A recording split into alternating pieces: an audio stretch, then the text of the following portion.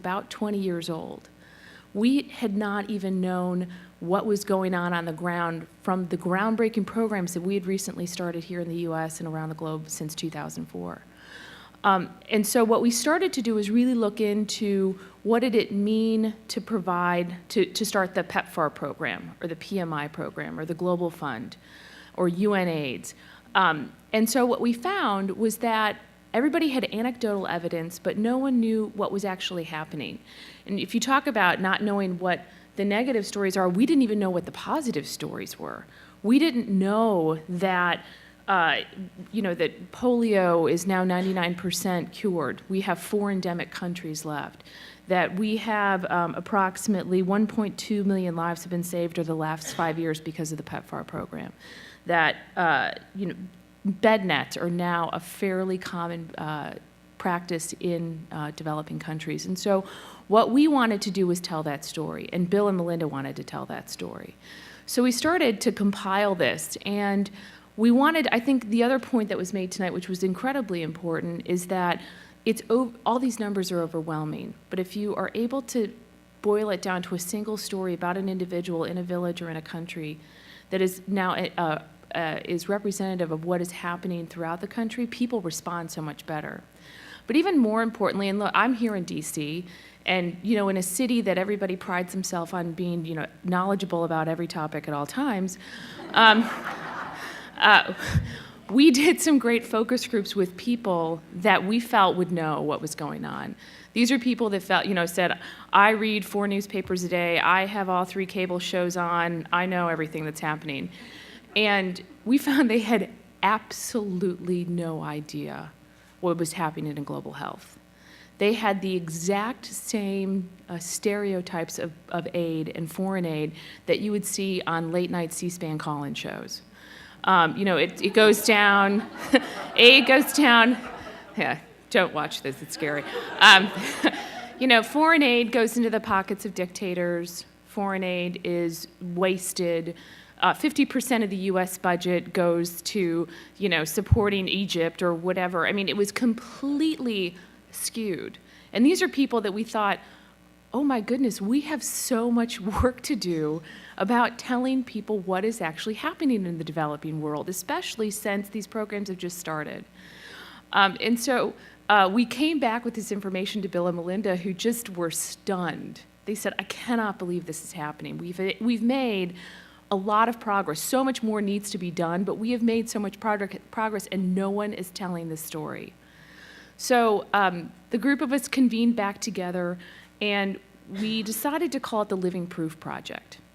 And if you go to www.livingproofproject.org, there is not only a number of small 3-minute videos, which of course we geared that to the DC audience, of which has a time span of a flea. So 3 minutes was what we gave each video, but we sent former Nightline producers out into the field. We gave them our contacts and said, go find the stories. Go find what's out there. Tell us what's happening in the field.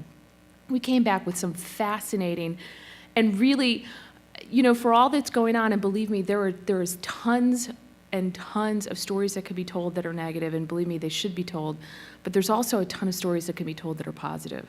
There's a story about a woman, and we call it Barbershop, and she's HIV positive. She got it from her husband.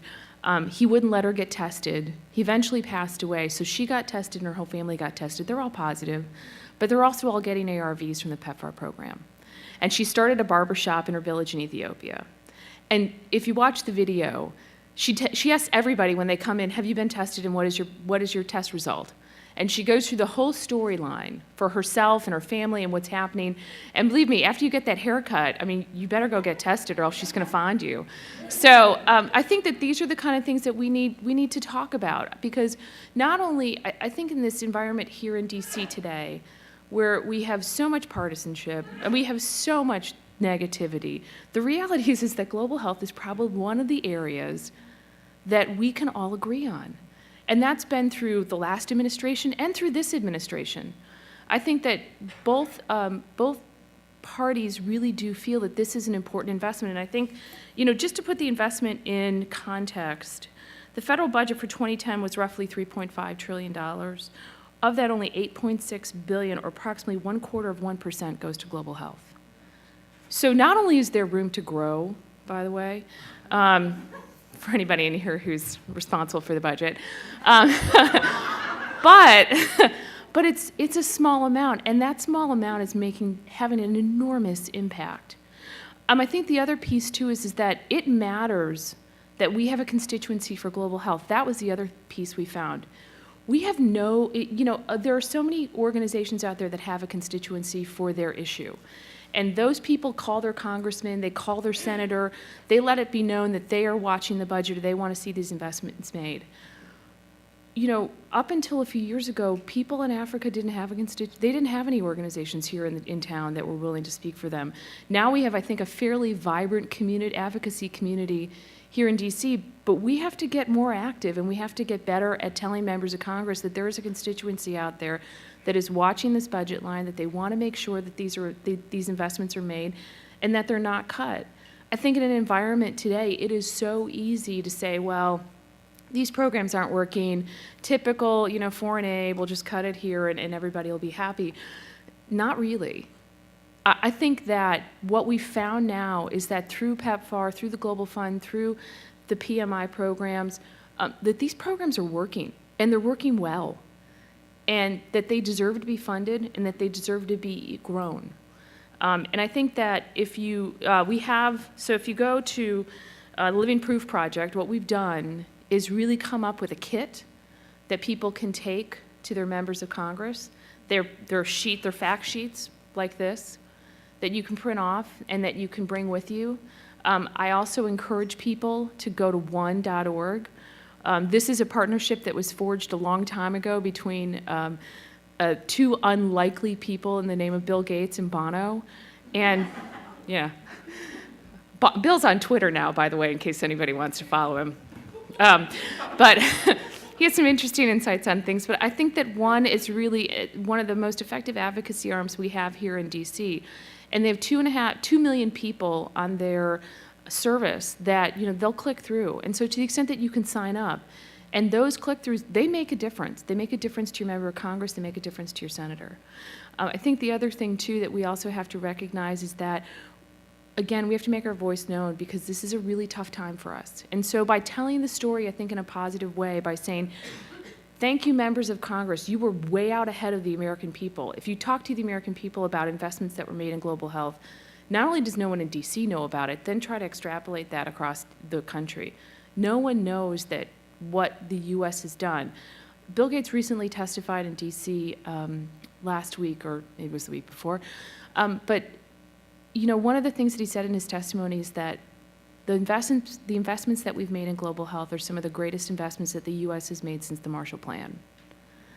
We have saved there are so many people in Africa that have been saved by these programs, and we don't talk about it enough. We don't talk about what has happened and why, and make the case that these programs need to stay in place, they need to be extended, because they're working. And in a town where, not everything, there's a lot of programs out there that can say aren't working, these are working. And so I encourage you to sign up for one. I encourage you to go to our website. I encourage you to talk to your members of Congress and say, this is important to me as your constituent, because that's the only way that we are going to make sure that these programs stay in place. So I encourage you to do that. I thank Sandra and Hollywood Health and Society. I think that we've shown now why storytelling is so important and these components are so important, and that if we don't start to educate ourselves, our friends, our families, our neighbors, then these stories don't get told. And so I think to that extent, this is important. This is why we're so excited to be a partner with them. So thank you.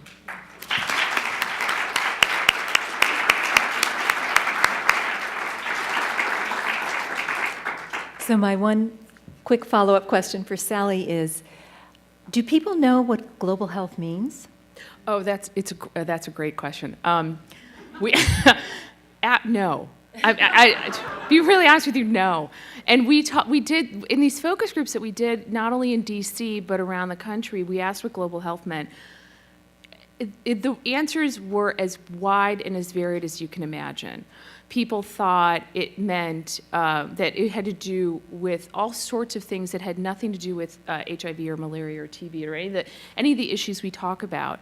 They thought global health meant something here in the U.S. They thought it meant global health, this is a new one, health tourism. You know, sort of, I was like, no, this is not about getting facelifts in India.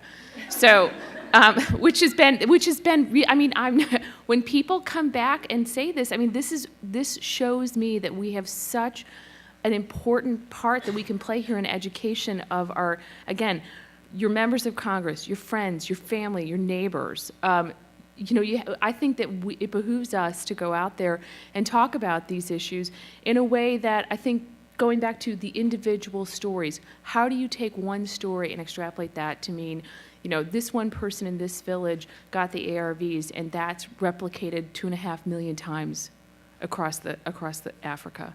And so I think that it's something that we have to continually, we assume that we know what it means because we talk about it all day long, but I will tell you, if you look at any of the data that we produced on the Living Proof Project, there's a long way to go. Thank you. Well, now we'd like to take questions from all of you. So when you're called on, someone will give you a mic. Who would like? Yes.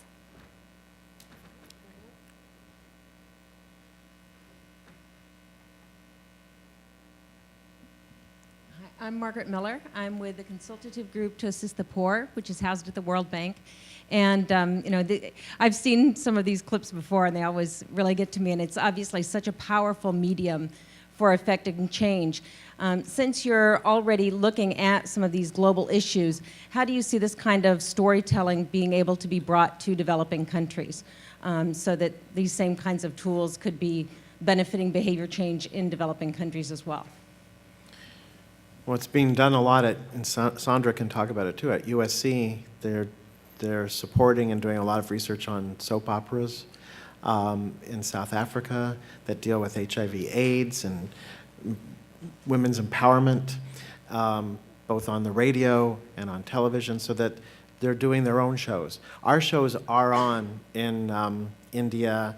When I was in India, I was actually teaching writers. It's interesting, I was teaching writers about HIV/AIDS and how to incorporate it into their storylines because I had done it on ER with Gloria Rubin's character, Jeannie Boulet. Cut to, that was in 1994 to 98. Cut to the present, there are no HIV positive lead characters on American television. There are in India, but not in the United States, even though HIV is still a profound problem, particularly amongst young gay men and African American women, in growing numbers. So why is it? So we have to tell that story. We can't just tell stories globally, we have to tell the stories about some of these global health issues in our own country. They're being neglected. So we're trying to do that here, and our shows are seen, and people ask me about iced tea when I go to South Africa, or they asked about Mariska when I go to India, but they're watching our show, so they get these stories, and there's some really interesting work that's been done recently about how American television changes women's lives in particular. So there's a writer for foreign policy named Charles Kenny who's written some really interesting pieces on this, that American television shows women that they can have jobs, that they can be educated. So there's a real positive element, you know, beyond health, but just living, that these stories tell. But fortunately, there are new shows being done around the world in individual countries, in Afghanistan even right now. So that's where, you know, there's a lot of possibilities. And I know that the work that is being done, Sandra, you know, Latin America as well, is pretty interesting. Margaret, thank you for that question. Well, as Neil said, we know that the reach of U.S. programs is worldwide. I spent a lot of time in the Middle East over the last 12 months, and you know, showing clips